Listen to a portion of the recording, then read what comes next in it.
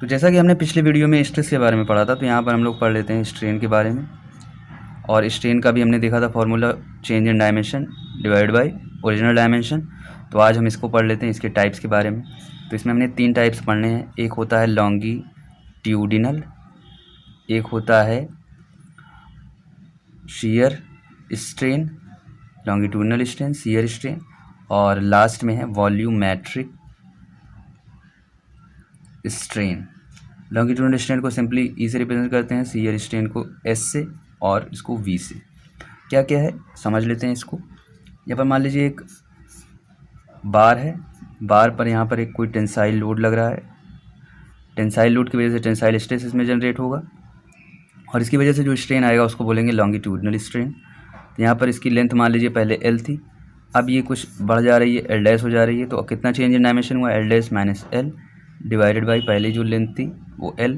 तो ये हो जाएगी लॉन्गिट्यूडिनल लॉन्गिट्यूडिनल टेंसाइल, क्योंकि यहाँ पर टेंसाइल लोड लग रहा है, तो इसको बोलेंगे लॉन्गिट्यूडिनल टेंसाइल स्ट्रेन। ठीक है। और अगर यहाँ पर कंप्रेसिव लोड लग रहा होता तो उस कंडीशन में हो जाता longitudinal compressive strain. Shear strain में हम लोग क्या देख सकते हैं, यहाँ पर एक क्यूब मान लीजिए,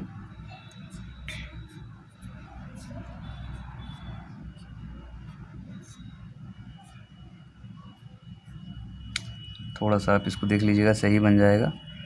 तो यहाँ पर इसका ये फेस है, तो यहाँ पर क्या किया गया, यहाँ पर एक जो है फोर्स अप्लाई किया गया, और यहाँ पर भी वही सेम मैग्नीट्यूड का बट अपोजिट डायरेक्शन में। तो उस कंडीशन में क्या होता है, शियर लोड बोलते हैं हम इसको। तो यहाँ पर एक शियर लोड लग रहा है, तो ये क्या करेगा, ये जो होगा आपका यहाँ वाला फेस देखिए, ये जब कभी ऐसा था तो अब ये कैसा हो जाएगा, कुछ इस शेप में आ जाएगा। मतलब ये कुछ ऐसा था तो अब जो है यहाँ पर इस शेप में आ गया। ठीक है। इसको थोड़ा सा और अच्छे से अगर हम लोग बना लें, तो मतलब पहले जो था कुछ इस शेप में था, ये इसका फेस, हम सामने वाले फेस की बात कर रहे हैं। और अब ये किस तरह से हो गया, अब ये थोड़ा सा जो है, जैसे ही आपने यहाँ पर फोर्स अप्लाई किया, यहाँ पर फोर्स लग रहा है, यहाँ पर भी ऐसा लग रहा है। तो इस कंडीशन में क्या हुआ,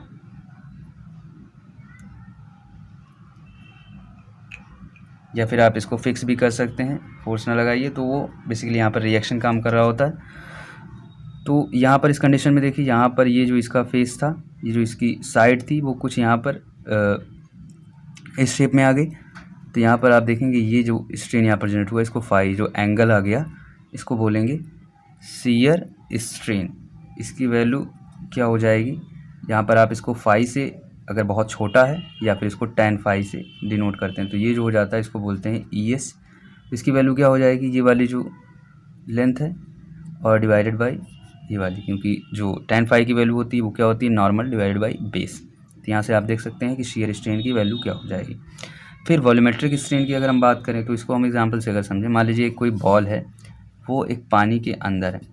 तो पानी के अंदर क्या होता है, इस पर जो फोर्स लगेगा वो हर डायरेक्शन में सेम लगेगा, मतलब हर डायरेक्शन में इस पर जो स्ट्रेस काम करेगा वो सेम काम करेगा। तो इस समय क्या होगा, इस कंडीशन में क्या होगा, यहाँ पर जो बॉल होगी इसका वॉल्यूम घट जाएगा। तो पहले कुछ वॉल्यूम रहा होगा, मान लीजिए पहले V था, अब घट कर जो है V डैश हो गया।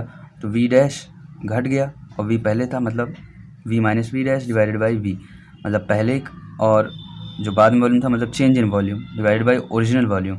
तो ये हो जाता है आपका वॉल्यूमेट्रिक स्ट्रेन।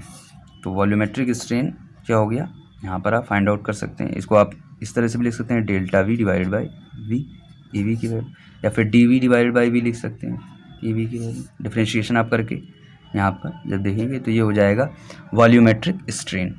यहाँ पर ये हो गए टाइप्स, किसके, स्ट्रेन के टाइप्स। इसके बाद अब चलते हैं हुक्स लॉ की तरफ, स्ट्रेस और स्ट्रेन का, जिसमें कि रिलेशन हमको देखने को मिलता है। तो हुक्स लॉ क्या कहता है, हुक्स लॉ में ये है कि अंडर इलास्टिक लिमिट, मतलब उस लिमिट की बात कर रहे हैं हम जहाँ पर कि जैसे ही बॉडी पर आप लोड अप्लाई करते हैं तो जो बॉडी है वो अपने शेप को दोबारा रिगेन कर लेती है। तो उस लिमिट की हम बात कर रहे हैं, उस इलास्टिक लिमिट तक, जहाँ तक कि बॉडी अपने शेप को दोबारा रिगेन कर लेती है, उस लिमिट तक जैसे ही आप कोई स्ट्रेस अप्लाई करते हैं तो स्ट्रेस जो होता है वो डायरेक्टली प्रोपोर्शनल में होता है स्ट्रेन के। तो ये हो जाता है हुक्स लॉ। और स्ट्रेस जैसे यहाँ पर प्रोपोर्शनल का कांस्टेंट हटाएंगे, स्ट्रेस डिवाइडेड बाय स्ट्रेन लिखेंगे, तो ये आता है एक कांस्टेंट के बराबर जिसको बोलते हैं मॉडुलस।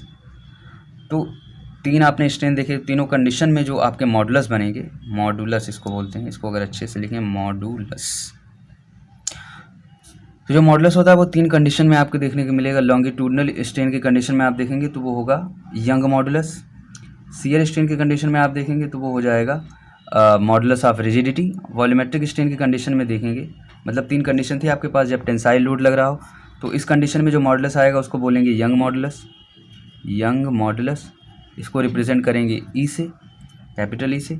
और यहाँ पर आप देखेंगे जैसे शियर स्ट्रेस लग रहा था तो इस कंडीशन में जो मॉडुलस होगा उसको बोलेंगे मॉडुलस ऑफ रिजिडिटी, इसको रिप्रेजेंट करेंगे जी से। और इस कंडीशन में आपने यहाँ पर एक देखा था जो लिक्विड बॉल है, लिक्विड के अंदर एक बॉल है, उस कंडीशन में जो मॉडुलस बनेगा उसको बोलेंगे मॉडुलस, लेकिन इसको मॉडुलस नहीं बल्कि बोलेंगे बल्क मॉडुलस, और इसको रिप्रेजेंट करेंगे के से। तो इन तीनों के बीच का रिलेशन भी हमें पढ़ना है, जी ई और के बीच का रिलेशन। इसके पहले यहाँ पर एक लॉ देख लेते हैं, पॉइसन्स रेशियो, लॉ नहीं, पॉइसन्स रेशियो क्या होता है उसके बारे में। पॉइसन रेशियो क्या होता है ये, यहाँ पर एक एग्जांपल वही पुराना लेते हैं। यहाँ पर एक बार है, यहाँ पर टेंसाइल लोड लग रहा है, तो देखिए इस कंडीशन में क्या होगा, ये जो इसकी लेंथ रही होगी तो ये लेंथ क्या होगी, लेंथ जो है कुछ बढ़ जाएगी, कुछ इस तरह से हो गया, एल डैश हो गया। लेकिन यहाँ पर आप इसका देखें जो डायमीटर है, मान लीजिए कभी डायमीटर 5 सेंटीमीटर रहा होगा, तो अब ये घट नहीं जाएगा, 4 सेंटीमीटर तक नहीं हो जाएगा। तो क्या हुआ, जैसे ही आपने यहाँ पर फोर्स अप्लाई किया तो फोर्स की वजह से जो लेंथ थी वो तो बढ़ी, लेकिन जो ये वाली जो इसकी डायमीटर थी वो घट गई। तो देखिए फोर्स जो इस डायरेक्शन में लग रहा है तो लेंथ आपकी इस डायरेक्शन में, मतलब फोर्स के डायरेक्शन वाला जो डायमेंशन है उसको बोलते हैं longitudinal dimension. Longitudinal dimension, longitudinal dimension basically क्या, जो कि फोर्स के डायरेक्शन में हो उसको बोलेंगे लॉन्गिट्यूडनल डायमेंशन, और जो उसके डायरेक्शन में नहीं है उसके परपेंडिकुलर है उसको बोलेंगे ट्रांसवर्स नहीं, इसको बोलते हैं लैटरल डायमेंशन। लैटरल डायमेंशन, तो लॉन्गिट्यूडनल डायमेंशन में भी चेंज आएगा, लेटरल डायमेंशन में भी चेंज आएगा। डी क्या था आपका, ये घटा, और एल क्या था, बढ़ा, मतलब दोनों के बीच में क्या है, अपोजिट में रिलेशन, मतलब एल बढ़ता है तो डी आपका जो है वो घटता है। ये भी हमने लिया कि एक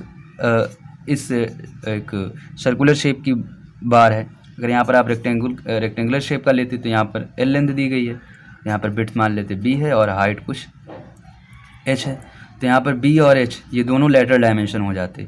और यहाँ पर अभी लेटरल डायमेंशन क्या है सर्कुलर वाले में, यहाँ पर अभी लेटरल डायमेंशन आपका डायमीटर, और अगर आप रेक्टेंगुलर सेक्शन की बात करते तो यहाँ पर बी और एच ये दोनों हो जाते, और लेंथ तो है आपकी वो है लॉन्गिट्यूडनल डायमेंशन। तो अगर लॉन्गिट्यूडनल डायमेंशन में हम देखें कि उसमें कितना चेंज आया तो उसके लिए हम क्या कहेंगे, लॉन्गिट्यूडनल स्ट्रेन। लॉन्गिट्यूडनल स्ट्रेन ये क्या होगा, delta l divided by L, मतलब लेंथ में कितना चेंज आया डिवाइड बाई ओरिजिनल लेंथ। अगर हम लेटरल स्ट्रेन की बात करें तो अगर हम सर्कुलर पोर्शन में देखें तो यहाँ पर क्या हो जाएगा, delta D divided by D, ठीक। और अगर हम इस रेक्टेंगुलर सेक्शन की बात करते तो यहाँ पर क्या हो जाता है, delta b divide by b, delta h divide by delta h, h, ठीक है। तो ये हो जाता है आपका लेटरल स्ट्रेन। तो पॉइसन रेशियो में क्या है, यहाँ पर एक रिलेशन देखा गया लॉन्गिट्यूडनल और लेटरल स्ट्रेन में, कि लॉन्गिट्यूडनल स्ट्रेन और जो आपका लेटरल स्ट्रेन है ये आपस में प्रोपोर्शनल है, ठीक है। और इन दोनों का जो रेशियो होता है वो एक कांस्टेंट होगा, तो लेटरल स्ट्रेन और डिवाइड बाय लॉन्गिट्यूडनल स्ट्रेन ये एक रेशियो के बराबर होता है जिसको बोलते हैं पॉइसन्स रेशियो। इसको रिप्रेजेंट करते हैं 1/m से, और पॉइसन रेशियो की वैल्यू आती है कुछ 0.25 से लेकर के 0.35 तक। तो m की वैल्यू कितना हो जाएगी आपकी, हो जाएगी 3 से 4 तक। तो ये हो गया आपका पॉइसन रेशियो। और लेटरल स्ट्रेन और लॉन्गिट्यूडनल स्ट्रेन में जो रिलेशन जो कि जिससे आपको पता चलता है वो होता है पॉइसन रेशियो। तो बेसिकली आप इसमें और इसमें आप रिलेशन बना सकते हैं, मतलब आपको एक अगर लॉन्गिट्यूडनल स्ट्रेन पता है तो उसके थ्रू आप बता सकते हैं कि लेटरल स्ट्रेन कितना होगा। तो देखिए यहाँ पर लॉन्गिट्यूडनल स्ट्रेन है और यहाँ पर लेटरल स्ट्रेन। तो जैसा कि आप जान रहे लेटरल स्ट्रेन क्या हो जाएगा, lateral strain is equals to Poisson ratio multiply में 1/m मल्टीप्लाई में इनटू में लॉन्गिट्यूडनल स्ट्रेन। तो लेटरल स्ट्रेन आपको पता करना था, मतलब ये सभी कितना होगा, delta t divided by d equals to में 1/m delta l divided by में एल। और यहाँ पर देख रहे हैं आप, जैसा कि जब ये डायमेंशन जो है बढ़ रहा है तो ये घटा, तो यहाँ पर हम माइनस का साइन का भी यूज़ कर सकते हैं। तो जहाँ पर ऐसा रहेगा वहाँ पर हम माइनस साइन का यूज़ करेंगे। तो ये हो जाएगा इस तरह से। यहाँ पर आप इसको देखते डेल्टा वी बाई बी को, तो यहाँ पर आप लिखते 1/m delta L by L. यहाँ पर भी आप लिख सकते हैं 1/m delta L by L. तो अब इसी से रिलेटेड जो आपके एप्लीकेशंस बनेंगे, जो थियरीज थोड़ा सा बनेगी, फार्मूले, उसको पढ़ेंगे।